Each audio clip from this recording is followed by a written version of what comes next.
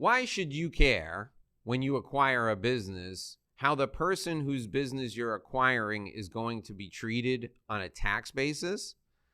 I'm going to answer that question for you with Harry Cendrowski, and we're going to talk about so much more. You need to join us for this episode of the Inside BS Show. Hey now, it's Dave Lorenzo. I'm the godfather of growth, and today we're talking about the tax implications when acquiring a business. You heard me right. When you buy a business, the person who you're buying the business from may have a tax event that they need to be aware of. Now, why should you, as the acquirer, be concerned about this? You're buying a business, and that person's probably going to have to hang around. They're definitely going to have to hang around long enough to do the transition with you, and you absolutely need that transition to be smooth. But more often than not, that person's going to be a semi-partner with you for a year, 2 years, even 3 years during a workout where they're earning the rest of the compensation that they're getting for selling their business. You want them to feel good about your relationship because somebody who feels good goes the extra mile for you, the person who's the new owner. So I want to bring in Harry Cendrowski because he's our expert on taxes and tax policy. And this is something that he spends a great deal of time thinking about and working with his clients on.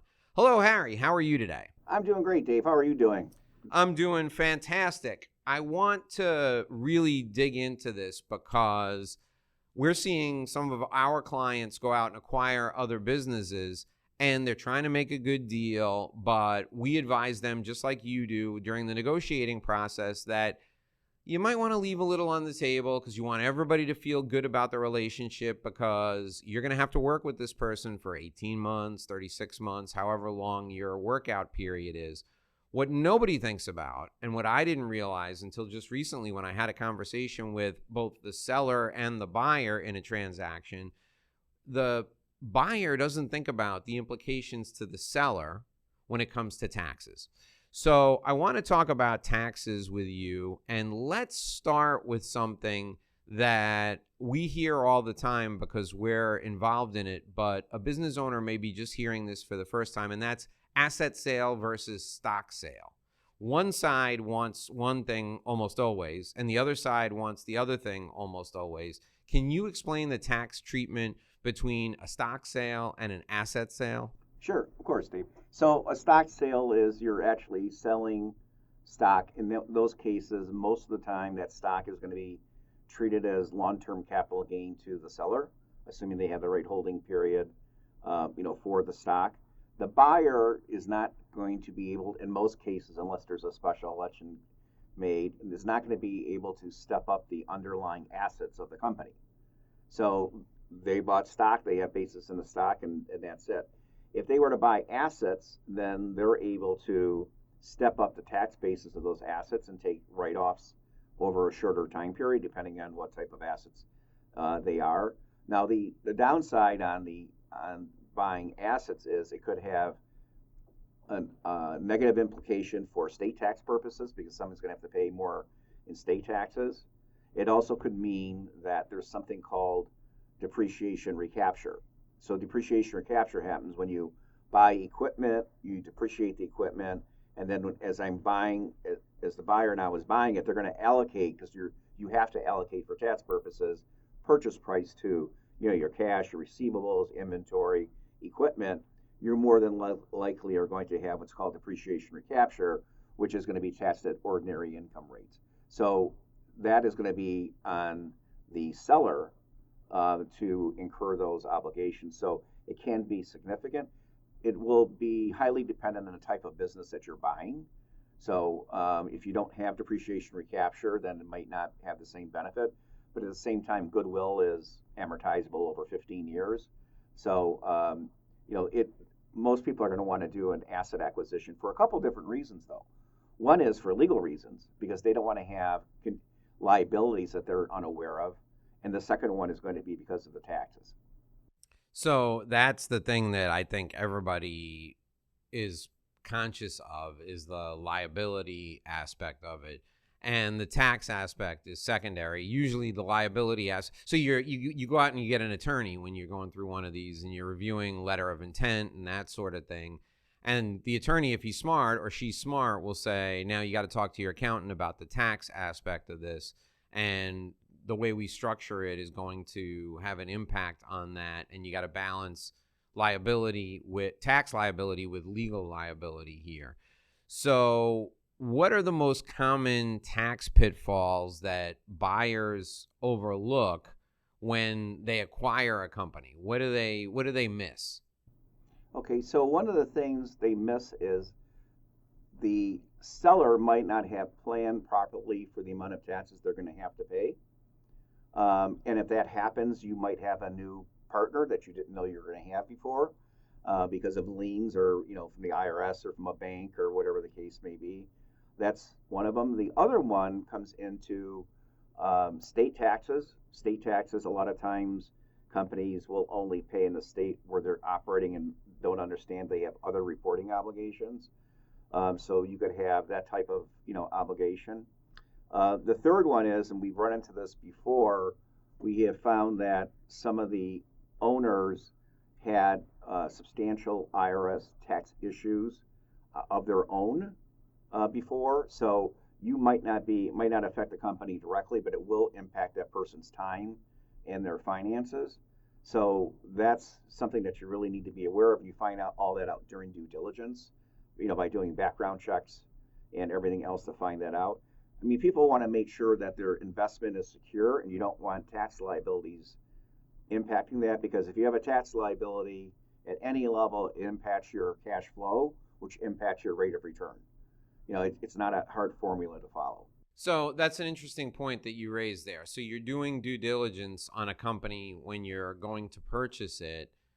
Do you ask the person who's selling the company, hey, can we also do a personal background check to make sure that you have no IRS liens and you haven't filed for personal bankruptcy? And is that a common thing that's asked? So normally do a background check. I don't need their permission, but if I am doing one, I might give them the courtesy of telling them I'm going to do that. You might ask them during the process, do you have any tax liens? Do you have any other issues as we move forward with you that we should be aware of that could impact either you or the company? Because if it impacts you, it impacts the company, right? And impacts their performance. So you would ask those questions. Where you have to really get their permission is if you wanted to do a credit check on them, then you would have to go through that process. But I find that if people are upfront about what the criteria is about what they're going to be looking at, because a lot of this, in doing due diligence, it's the equivalent of a proctology exam. Yeah. People understand that, then that'll all be on the table, and it's really for everyone's best. It's for their benefit. Okay, so what should you do from a tax strategy perspective if you're a business owner and you're going to acquire another business? From your perspective as the acquiring company, as the buyer, what do you need to look at from a tax perspective going into that? So a couple of things there. One is you have to look at your current structure to say, if you're going to be acquiring companies in the future, is your company set up the most tax efficiently to acquire those companies for you to get long-term benefits? You might not be set up the way that you should have. So should you be setting up another entity to buy this asset or assets down the road in order to structure that? And then I think what you need to do is say, what is my game plan over the next 5 to 7 years? How many companies am I going to be acquiring? And then do a projection on that and say, what's my best way for me to be structured? Because I might need more financing. I might need to bring in someone else to help me on the equity. What's going to make this look attractive, to them? So you really need to take a look at that on both ends. We had a construction company in Chicagoland that long-standing construction company, and they were an S corp. For what reason? Again, that's a subject of a different day. But they wanted to buy another construction company in Florida, and we told them you should set up a sister company in order to have the flexibility. And they got it right away. They understood it. So that gives them flexibility with respect to that, because they were to make more acquisitions. And in the modern era, that was a better way to go. So sometimes people are not necessarily stuck with their current but they don't have the inertia to change it. So an acquisition might be enough of an impetus to really take a good hard look at it. Okay, so let's talk a little bit about buying companies that have a lot of equipment or things that can be depreciated. There are people, investors out there who specifically invest in businesses because there are aspects of the business they're acquiring that can be depreciated quickly. Tell me about the reasoning behind that, and why do savvy business owners look at acquiring businesses where there are materials or equipment that can be depreciated, and explain that whole process and bonus depreciation and why it makes a transaction more attractive than another transaction. Sure. So a couple different examples. One is if it's an LLC taxed as a partnership, then those deductions are going to flow through to the individual owners of the LLC and reducing their taxes. So it makes the after-tax rate of return for their investment better because they're taking those deductions at 37%. If you are a C corp, even with the faster deductions, what happens is you're able to accumulate more cash over time because you're paying less in taxes, and then you can redeploy that cash in the business for working capital. So it's kind of a win-win type situation. And then what also happens is in the LLC that I referred to, a lot of times there are tax provisions to say that there are mandatory tax distributions based on net income. So if you can accelerate depreciation, you're going to have lower tax distributions, and then the excess money can be used in the business. So there's a lot of very positive things that could happen by getting those deductions early on and then redeploying the capital in the business for expansion or for another acquisition. And then you're going to hold on to it for a long time. That becomes kind of like, permanent money, because if you keep the money in for 7 years, you might, the equivalent of doubling your money by leaving it in the business. So a lot of good things could happen with that.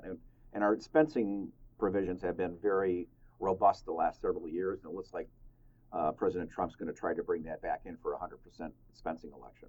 So that's one of the reasons why car washes have been such an attractive investment, right? In addition to the fact that they've unlocked a recurring revenue model by providing subscription services in car washes, there's also, when you acquire a car wash, you can also depreciate that equipment in practically in year one, right? Yes, and it's acquiring, the equipment, or if you're building a new one, it's the same, going to get you to the same place. But yes, you're going to get very, very robust tax depreciation. And we know of a couple people that have used that by building 4 or 5, completely wiping out their other income that they earn from other places. So their net tax liability for several years has been zero. So let's say I owned the car wash and I owned it for 5 years and I depreciated that equipment, you come in and buy the car wash. Can you then take depreciation on that same equipment? Yeah, you do, because you have to recapture the depreciation as the seller, and so the new owner would get to be able to write that off again. Oh, okay. All right. Interesting. Very, very interesting. Okay, It's like any other thing that the tax ends up being the same because you have to recapture it, and therefore somebody else is buying it, so they get to set their depreciation schedule in accordance with whatever the law is at that time. Okay, now talk to me about, because you work with a lot of family offices, you work with a lot of affluent individuals. There was this thing, and I don't know if it still exists, you know the answer to this, with the aircraft. When you were buying an aircraft, there was bonus depreciation, and there was something about you could accelerate the depreciation. You didn't have to spread it over the useful life of the aircraft. You could take it in advance. Does that still exist? And is it only on aircraft, or is it on other equipment or methods of transportation? Well, it's been around on equipment. Airplanes are a little more complex because it goes back to how are you using the plane. So in order to maximize depreciation, for example, some of the planning comes in because you only get to depreciate the business portion of the aircraft. So if you used it 100% for business, then you can take the full expensing of whatever the depreciation is. However, if let's assume you bought it right before year end, let's say you bought it in October and you used it a lot for business, but then again, and because of Thanksgiving and the holidays, you use it also for personal, you then are going to be permanently not being able to utilize that percentage of the depreciation. So what a lot of people do is in the first year, they make sure that their business use is 100% or let's say 90%, and will defer any personal into the next calendar year. So they're able to get a full as much of the depreciation. Sometimes you got to go back and recapture it. It gets a little complicated, but there are a lot of different ways to plan that out. It all comes down to the planning. And that surfaces, the usage surfaces, because I know what people are thinking. People are thinking, well, how are they going to know? I go to Colorado all the time in the winter for business purposes. I go to Florida all the time in the winter for business purposes. How are they going to know? Well, that comes out in an audit. And if you're at that level of financial affluence, you're highly likely to be audited, correct? Yes, and then don't forget, you have to have flight logs. You have to put down who's on the plane. So if you have your two dogs, on the plane, and your family, the question is, why are you really going there, and what's the business purpose? So you got to be very careful there. And I don't think the pilots are going to be willing to, not put people's names on because they would lose their license. But no, it's very easy for the IRS to get at that information. And the question is why? What was the business? If you're going to your vacation home, it's kind of hard, why are you doing that? Now, in today's environment, because of COVID and everything else, you might be able to try to round a few other edges here and there, but at the end of the day, it's probably not going to be worth it.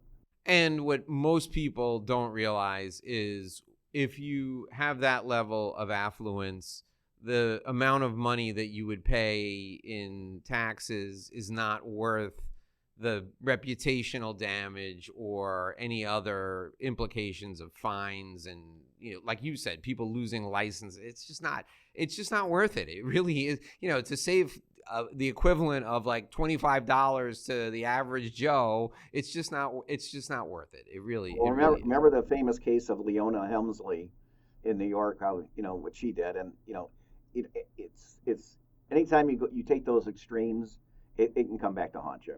Yeah.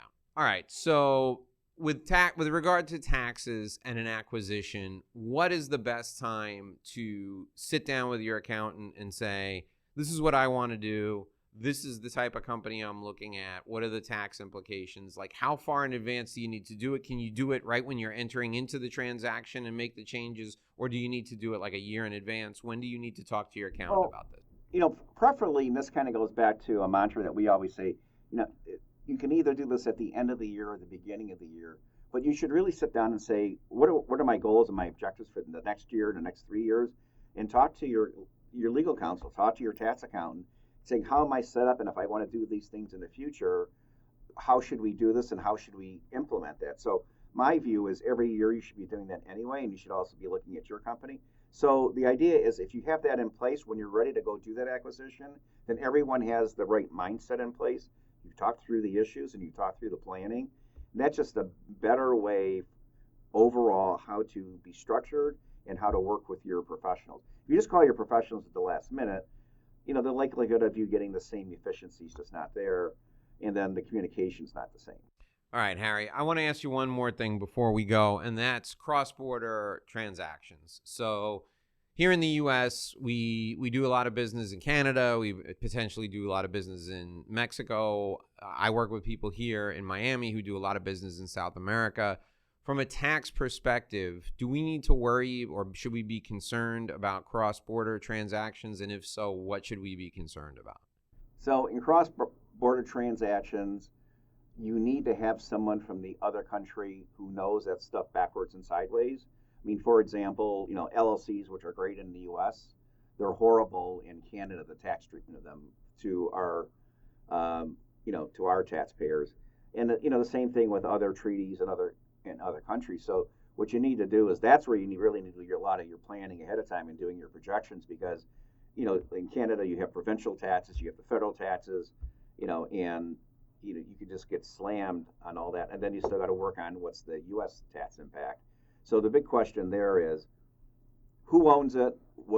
Are they citizens of the U.S. or are they citizens of whatever other country? You got to be really careful about how that gets, set up. And you got to make sure that, you do your planning, appropriately for that. And, Canada just has some, a lot of complications. with respect to planning. I remember Kim Moody telling me one time a professor and his wife moved to Canada. They lived there for 7 or 8 years. He died, and they never paid Canadian taxes. So what happened was the estate was charged by Canada for 10 years of taxes, and then they also had to pay an exit tax because when he died, the fair market value of the assets was greater than when he came to the country. So it almost bankrupted the estate. Oh, wow. So that's just one thing. I mean, but I'm saying when you talk about cross border, you're going to have complications, and you got to plan for it, and you got to have somebody, competent on the other side to understand what it is. But you should have those relationships ahead of time, not when you're doing it at the last minute. You want to go out, you want to interview people, you want to make sure they really are experts in the area that you need the expertise. And to do that at last minute is just not his best business practice. Yeah. All right, folks. So if you're doing anything that in any way touches on taxes, you're buying a company, you're selling a company, you're doing cross-border transactions, you're doing transactions in multiple states, give Harry a call in advance, talk to him about it. If you've screwed up, you can call him afterwards, but I would tell you that it's better to call him he's happier when you call him in advance. He'll still work with you if you call him afterwards, but you can reach him at 866-717-1607. That's 866-717-1607. An ounce of planning is worth a pound of cure. Believe it or not, in taxes, this is probably doubly true. I've heard horror stories from Harry over the years about people who didn't at least sit down with him and think things through in advance. And here's how simple that is. You sit down with him and you go, Harry, here's what I'm thinking of doing. And you tell him, and then he'll give you 15 things you didn't think about. And then while you lie awake trying to figure out how to fix that, you can realize I can just call Harry and he can fix this for me since he told me what I should be doing in the first place. I will tell you that your taxes are something that you don't want to wait until it's too late to address. There are things you can do in advance, and we talk about them here every Monday. And one of those things is planning in advance for how your company will be treated on a tax basis when you sell your company, how your company will be treated from a tax perspective when you're purchasing another company. 866-717-1607 is the number.